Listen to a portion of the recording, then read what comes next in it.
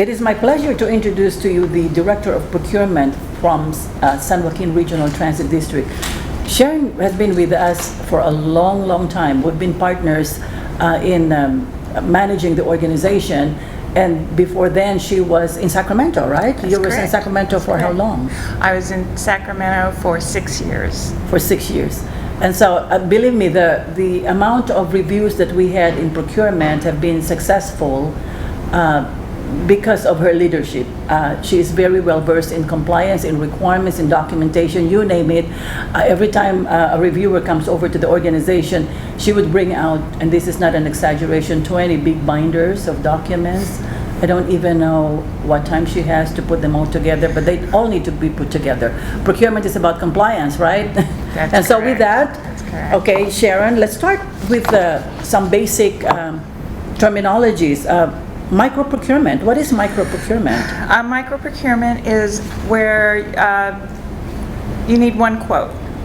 But with that one quote, you have to deem it fair and reasonable, and you have to have a copy of the quote behind your paperwork. Again, even the smallest procurement needs some sort of paperwork to show how you've done that.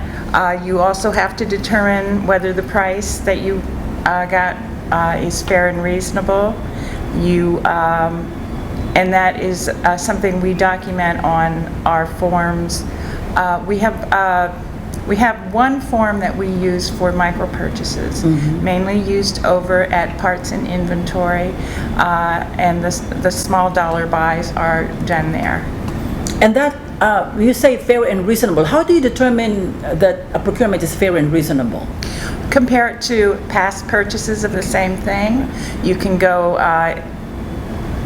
view catalogs, you can talk to other agencies about what they paid for it, and just document who you talked to or what you are comparing it to, and you've got your fair and reasonable. And that's one of the things that the auditors look for, even in a micro purchase. Because a lot of procurements are micro, right? Micro procurement, so they're very particular about how the micro procurement procedures are being Yes. complied with. If for a micro procurement it's only a small amount, why can't I just buy from my husband's aunt's store? Or That's- why does it have to be documented? What is the purpose of that? It needs to be documented, one, for the auditors. Number two, if it's someone you know, that's a no-no. That's a conflict of interest. Okay.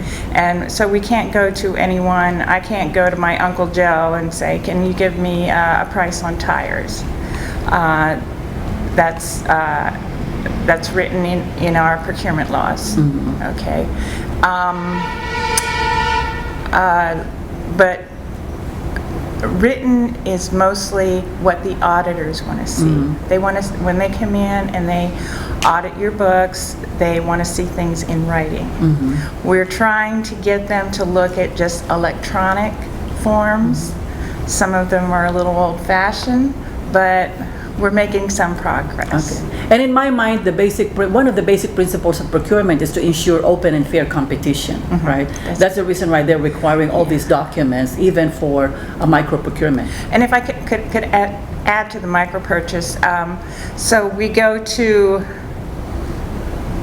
shop A for that micro purchase. Next time we'll go to shop B. We usually have a vendors list, and we want to rotate that. Okay. And we want to give everybody the opportunity to do business with RTD. Okay, all right, thank you.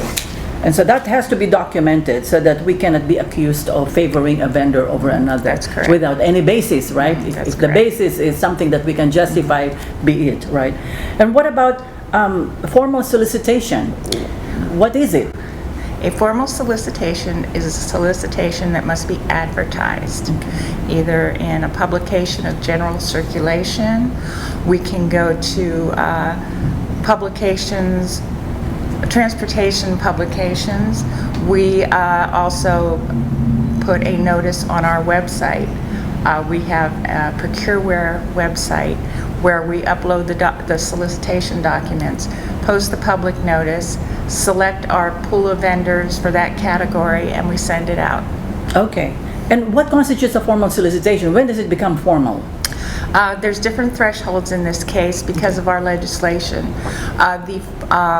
For materials and supplies, it's anything over $50,000. For services, it's over $250,000.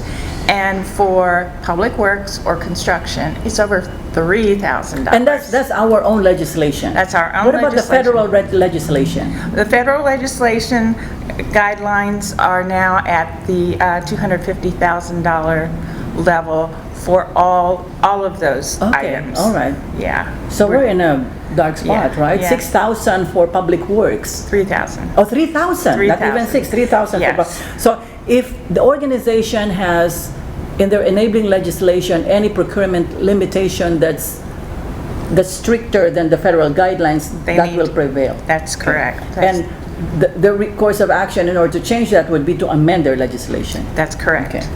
All right. Thank you. And there's always these acronyms. Oh, transit is full of acronyms. RFP and IFB, request for proposal and invitation for bid. You're probably I have explained this one over and over, but I think you will be better in explaining the difference between the two terms. Okay. An IFB is an invitation for bid. It's a formal solicitation where we send out for the lowest responsible bidder. What we'll do when we get those bid documents in, we check the pricing on all the bidders and add it all up because sometimes it's wrong. And if they have all the other documents that were part of that bid package, they'll be declared the lowest bidder, and we can move on. And so the only criteria for the selection for an IFB is price. The price. Right. So what kind of solicitations normally are those where you're allowed to only use price as a variable, as your basis for award? That would be bike racks that we just purchased. But there are many different kinds of bike racks. Why an IFB? Because we're putting the specifications in there. Okay. So in the IFB, we have the public notice in there that's posted on our website and in the newspaper. We have our instructions to bidders. We have the bid documents themselves for them to complete. We have a sample contract. Right. So they'll have to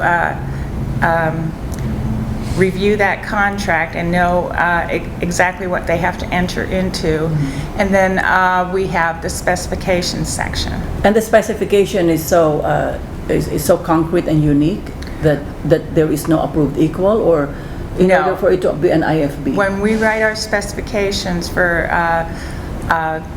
things like that, it is, we always follow with or approved equal. Then during the solicitation, we go through an approved equal process. There's a form in there that they can submit, brand, I don't want to use brand X, I want to use brand Y. Because, and then we review that with the project manager and determine whether we can accept that or not. Okay, so you really don't care for as long as you have a viable bike rack that meets your specifications, you will award it to the lowest bidder, and that's the reason why you have an IFB for that. That's correct. Okay, so what about a request for proposal? Request for proposal, usually services, professional services, use the request for proposal. Again, that would be services, they're over $250,000. We send out the formal notice. Again, it has the notice in the document, it has the instructions, it has the form for approved equal. Now, we have that to give them the opportunity. It's not just an approved equal, it's if they have a problem with the contract, if there's language in the contract they object to. So before they submit their paperwork, they need to submit that form by a due date. Right. That way we can have our legal department review that and say yay or nay, and we can get back to that vendor. Knowing that we've answered all the questions, we put it in an addendum too. Then we also have the proposal forms. We have the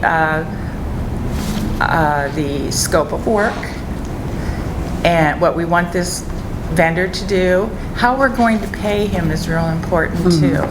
We don't want to just pay him, the same amount every month, because that proposer may not be doing the same work every month. He may be drafting something for our review in the first month. In the second month, he's finalizing things, and it takes him different hours to do that. Okay.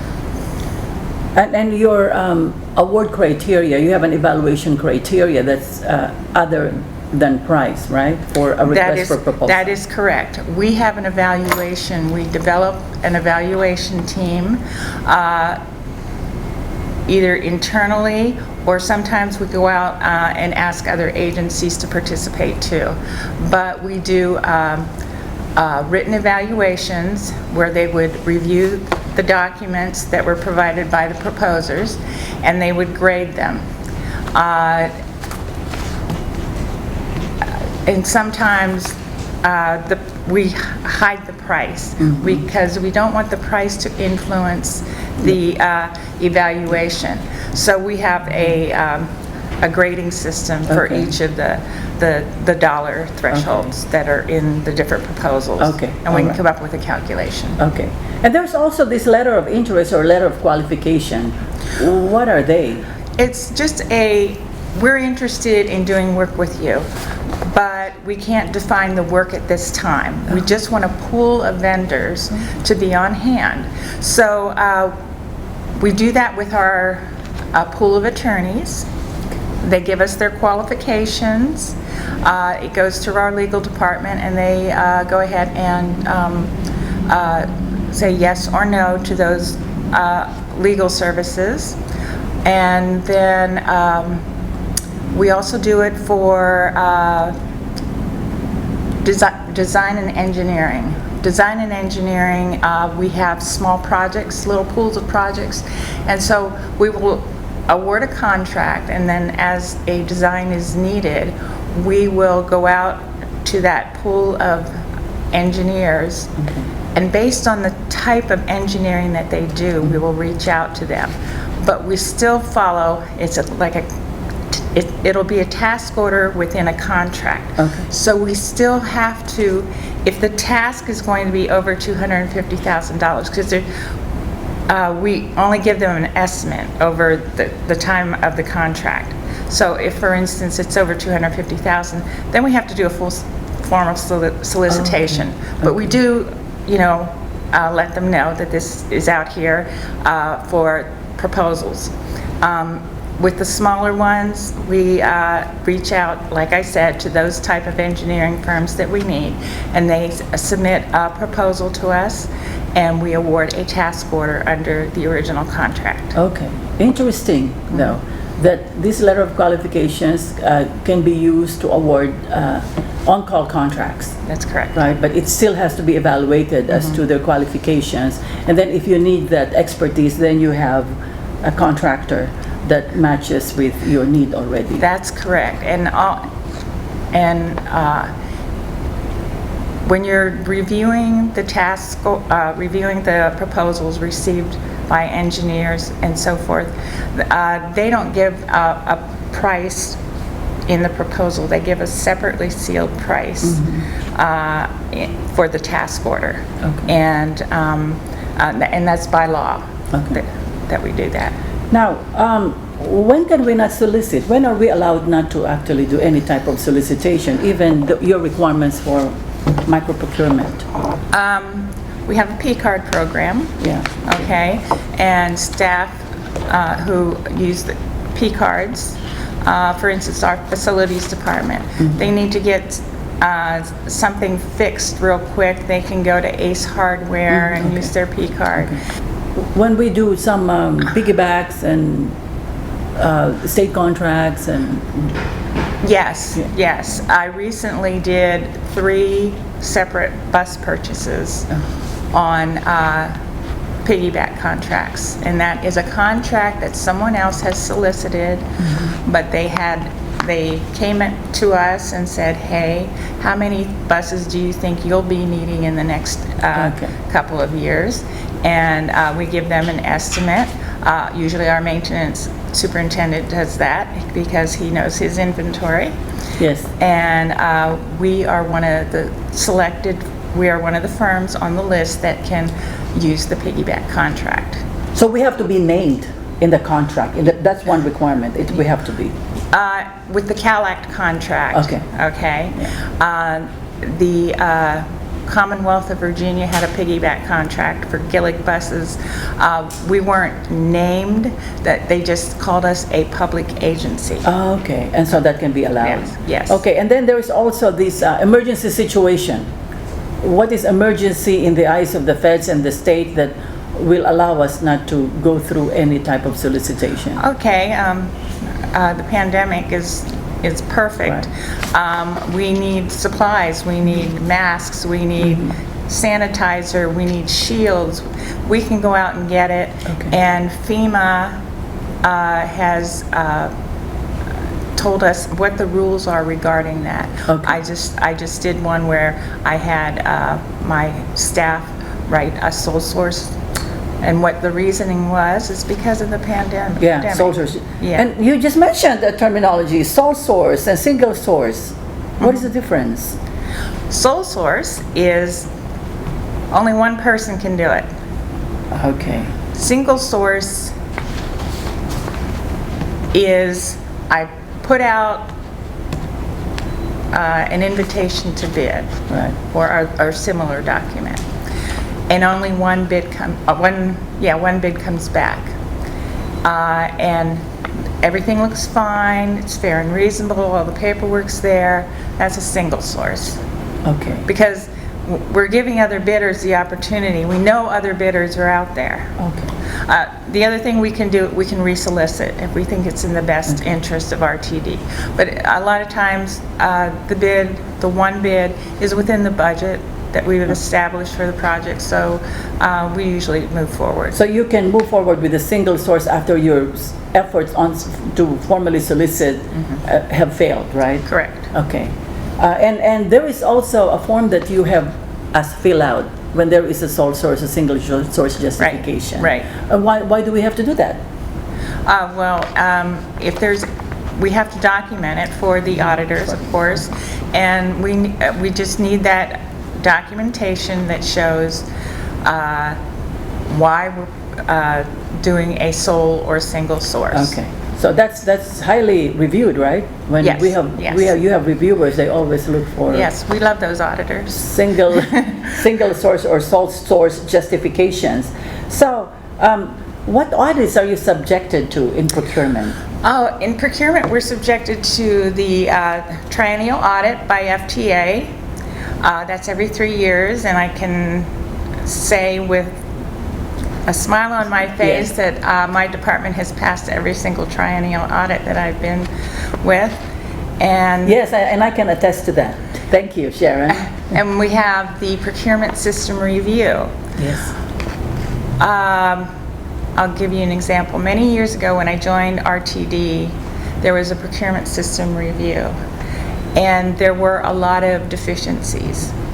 So we responded, and the consultant who was there also responded to the procurement system review, saying how they were going to clean that up. Well, that's kind of a trigger that you're going to see them a few years down the road, just to make sure you're doing your paperwork correctly. So we did a procurement.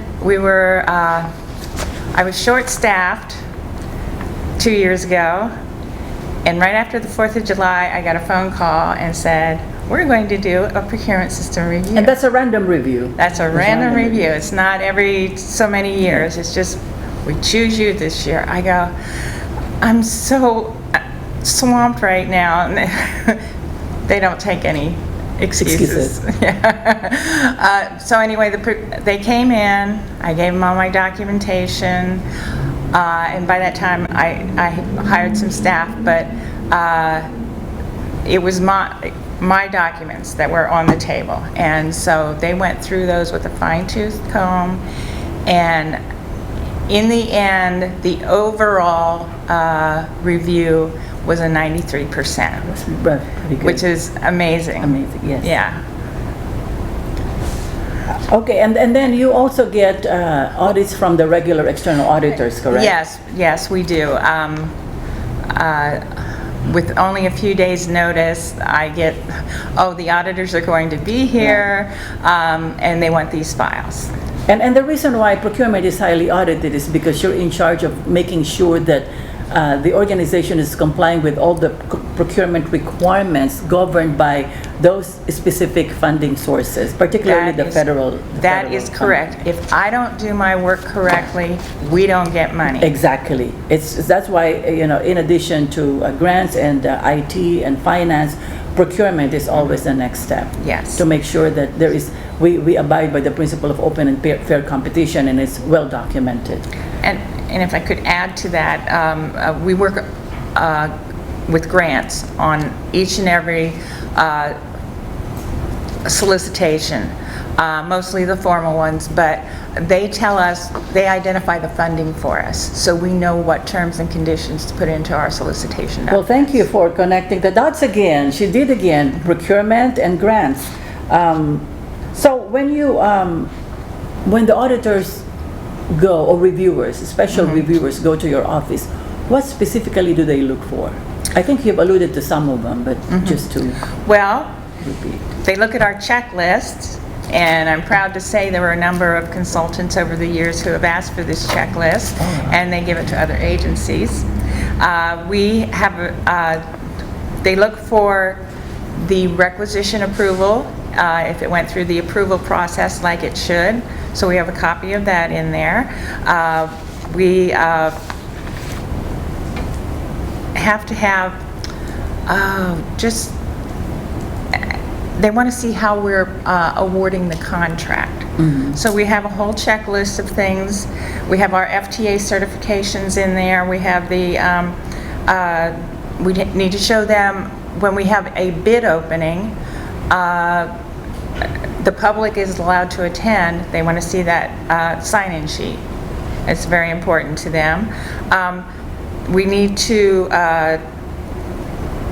what is your justification for award? So there are a number of things on that form that we've created since the procurement system review that will identify what the process was to award that particular contract. They check for amendments and change orders also, because as you know, contracts may change during the course of their term. So we have to amend it, and with that they're looking for that amendment document as well as the backup paperwork. We have to do the same thing like a formal solicitation. We have to do fair and reasonable, and so on and so forth. And then there is also, I think you've mentioned the relationship between procurement and funding. They give you the funds that will be used for the services or goods that you're buying. And also, if you don't comply with the requirements of procurement, those funding will tend to be taken back, right? Because of lack of compliance. So we created a funding identification form that Grants fills out, and it shows exactly what percentage of federal, state, local money that we have on this project. Then I ask some particular questions. Does this is the money here? Perfect. Yes. Okay. Do we have pre-award authority? And what is that? Why are you asking those questions? The pre-award authority allows us to move forward with the procurement, knowing that they have guaranteed that the money is going to be there. Right. So, when does the grant expire? Right. So we can prioritize our projects. Okay. And then if there are no grant funds available for that particular project, the form gets sent to our finance department, where our finance director will sign off on operation funds that will cover this project. So you just mentioned, a couple of questions that you ask. One of them is, do we have pre-award authority? Okay, the pre-award authority allows us to spend money because the money has been committed, funding has been committed. However, we're still careful as to whether we have the right amount of cash Correct. to use, right? Because the money is not going to be reimbursed yet because the grant hasn't been executed yet. And the other one is the funding been approved, right? Because it's important for us to move forward knowing that the funding has been approved. Otherwise, what money are we going to use, right? That's right. So you just provided that connection, that important connection between grants and procurement. I'll tell you, once we started adding those questions, and this was years ago, we had a much better understanding of the grant that we were using on this particular project. That's really great. That's really Yeah. great. Because then you're not moving blindly. It's not a silo type of operation. You're trying to see the big picture so that you know what's going to be impacted by the activities in my department. Yes. So what are your challenges in procurement? And should I hear that? Because, or I should hear that. Staffing. Staffing. What I'm talking about is a lot of paperwork, and if staffing is important because one person can't take care of all this paperwork. It needs to go to qualified people who support your department, and I do have a qualified person right now, and he's doing a wonderful job, but he has to take some time off with his kids. And so there's a challenge there for me. I can work 24/7. We don't want you to work 24/7. But it depends on what the project is. I'm trying to, right now it's day to day, one project at a time, whatever the priorities are, and the priorities usually come from the end user or project managers letting me know this is important to me. So when we reduced staff, that was the first thing that I did. Here are your projects coming up, which is most important. Now, what do you look for in a grants in a procurement employee? How could somebody, or what does it take to be successful in procurement as a transit employee? Yeah, ideally, someone who's been in transit procurement before. Okay. There's a lot less training. I've interviewed some temps recently who they've been in procurement, but it's mostly the other side. It's the materials and parts side and the inventory, and that's not the right cut. There has to be a clear separation between that half of the department and the contract side of the department. You don't want to be doing purchase orders and contracts at the same time. It's too confusing. So we've centralized the purchase order goods, process, the parts, and then the actual and the contracts. Right. Yes, and it seems to work out a lot better. All right. Yeah. Thank you. And then let me complicate, the procurement a little bit more, because there is a DBE component. Oh, I forgot about which is that, another an entirely separate and huge requirement Yes. within procurement, right?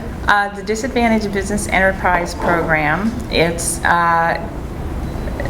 DBEs are small business, and although we don't give them points or credits for anything, FTA encourages us to reach out to DBEs for our projects. As even if we have like a large project, I recently had a project for BRT, Bus Rapid Transit 4 and Bus Rapid Transit 3. Two contracts going out I sent two contracts out at the same time because the estimate on one of those projects was a lot lower, and I thought I would get more competition, including DBEs. It didn't work out that way, but You set goals. yeah, we have to set a goal, because we're an agency that receives more than $250,000 a year in federal funding. Okay, so that's a threshold. Yeah, so we set triennial goals. Every 3 years, we establish a goal by going to our grants department. We ask them for upcoming projects in the next 3 years, what they can, and we look at subcontracting opportunities.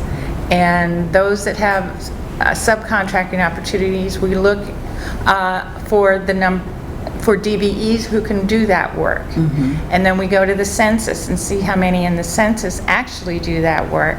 And we calculate one over the other and compare it to the last triennial goal, and we come up with the actual goal. And we don't set the goal in our documents. We just let them know this is our goal for the next 3 years. That's my final question, Sharon. How do you keep up with the procurement rules at the federal, state, local level? I have so many email alerts. First of all, you can go on FTA, and the subjects that you like or you're working with, for instance, DBE. If there's changes in DBE or alerts, or if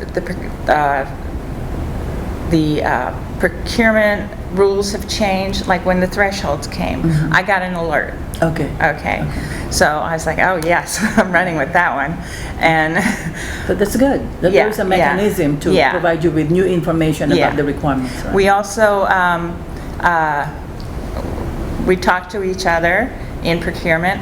We also are on the Regional Transportation Coordination Council, which is a number of agencies here to the Bay Area that says, where are you getting your masks from?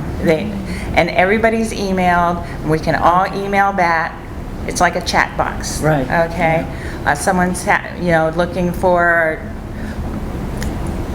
information on solar. That's a big one right now.